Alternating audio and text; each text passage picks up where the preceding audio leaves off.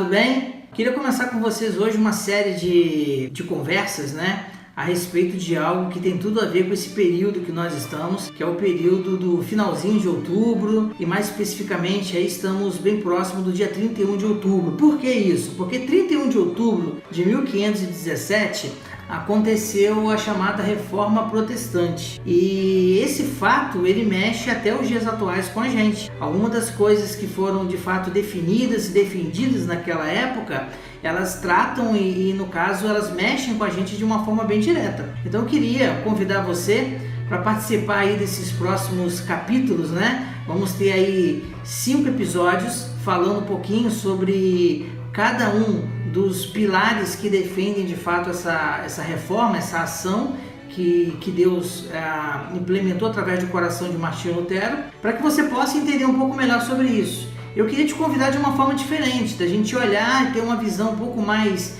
prática desse assunto, prática desse tema, entendendo o que isso tem a ver com meus dias atuais, o que isso tem a ver com você, e você poder entender um pouco melhor sobre isso, tá ok? Hoje nós vamos começar com o primeiro sola. Por quê? A estrutura foi definida com 5 pilares, e esses 5 pilares eles trazem aí uma estrutura muito marcante, onde Lutero definiu os pontos principais para que se defenda na sua vida cristã.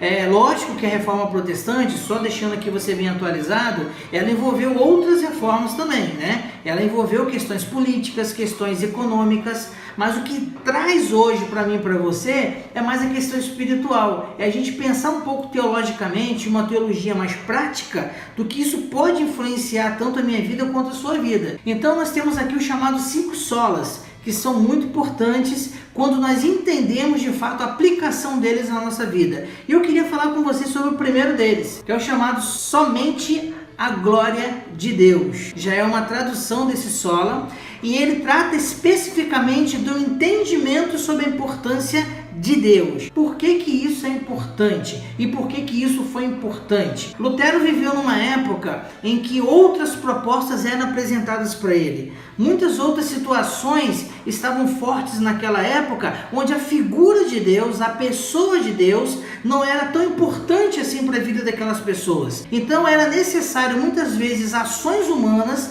situações que eram então transcorridas e vividas por cada pessoa, por cada indivíduo, e olhando de fato para a pessoa de Deus não tinha como um ponto central. Lutero já traz o seu pensamento justamente para esse fator, onde a pessoa de Deus se torna o centro, ou seja, a centralidade é a pessoa de Deus. É o que nós chamamos na teologia de teocentrismo, ou seja, colocando Deus no centro.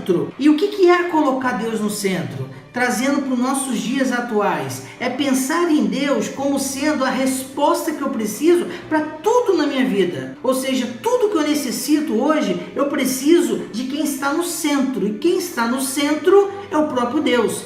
Tanto que quando Deus ele emite aqueles mandamentos para Moisés entregar o povo no deserto, o primeiro mandamento já mostrava a centralidade de Deus. Ou seja, colocando Deus como centro na vida do povo de Israel. E agora, eu e você temos a oportunidade de refletir e pensar até que ponto Deus está no centro na minha vida hoje. Então, anos depois da Reforma Protestante, o somente a glória de Deus ainda está em foco, mas eu preciso entender que ainda está em xeque, porque se eu não coloco Deus no centro do meu dia a dia, no centro da vontade, do meu querer, da vontade dos meus objetivos, automaticamente eu perco com isso e afasto Deus do local, do altar que Ele precisa estar no meu coração. E esse precisa estar é por mim, porque eu não tenho como hoje viver sem entendimento e sem de fato colocar Deus no altar de uma forma tranquila. Eu preciso entender de fato o que significa isso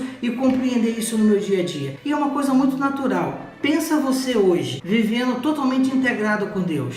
Em que sentido? Oração, leitura da palavra. Quanto tempo que nós gastamos orando? Quanto tempo que nós dedicamos à leitura da palavra?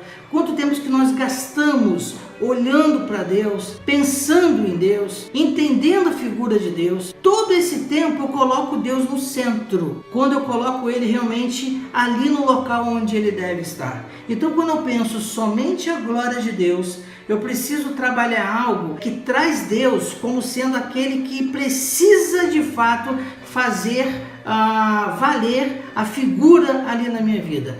John Piper tem um livro muito interessante que na primeira edição dele se chamava Teologia da Alegria. Nesse livro Piper trata da teologia da alegria como Deus sendo o suficiente para a vida do ser humano, do indivíduo. Então, a verdadeira alegria na vida do indivíduo está no fato de Deus ser o centro, de Deus ser suficiente para a vida dele. Aí você pode lembrar daquele texto de Salmo 23, onde o rei Davi, ele ali que tinha expertise, a experiência de ter sido um pastor de ovelhas de rebanho, né? E também tinha experiência de ser alguém que conhecia Deus e saber fazer a associação perfeita. Ele diz o seguinte: aquelas ovelhas do rebanho do meu pai, elas se sentiam seguras por eu estar ali, porque eu era o pastor que tomava conta daquelas ovelhas. Da mesma forma, Deus, eu me sinto seguro se o Senhor estiver comigo. E aí ele declara: o Senhor é meu pastor e nada me faltará. Ou seja,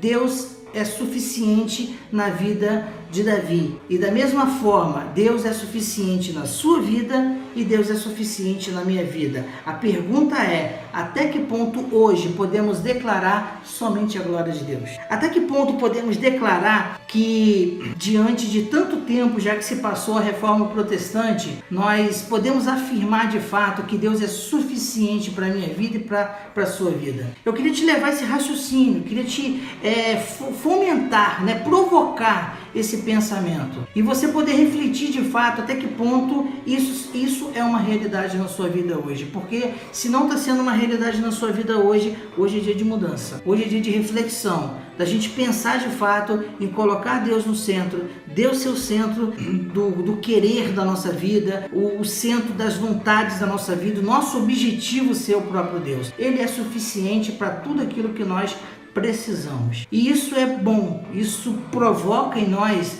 uma resposta. Isso preenche vazios, porque você não vai colocar e nem vai depositar a sua esperança em nenhum objeto, em nenhuma pessoa, mas a sua esperança, a sua vida vai ser depositada na pessoa do próprio Deus. Vamos falar juntos aqui, somente a glória de Deus. Que Deus abençoe sua vida e que você reflita sobre isso e que isso seja uma verdade para você.